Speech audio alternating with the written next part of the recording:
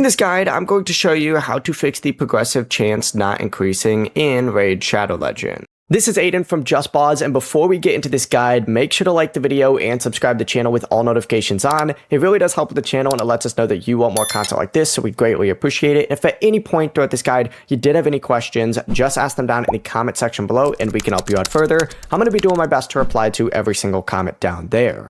Begin by opening up the portal and make sure that every available summon slot is filled and your champion selections are confirmed. If any slot is left empty, the progressive chance boost will not activate.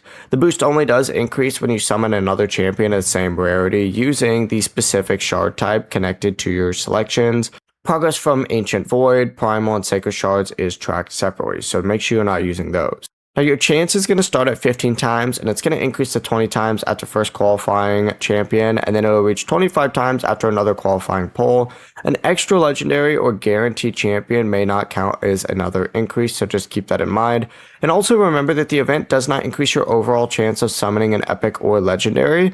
Each new progressive chance event resets your previous progress back to 15 times. Before you do leave, make sure to like the video and subscribe to the channel with all notifications on. It really does help with the channel and it lets us know that you want more content like this. We'd greatly appreciate it. And if at any point throughout this guide you did have any questions, just ask them down in the comment section below and we can help you out further. I'm going to be doing my best to reply to every single comment down there. Peace.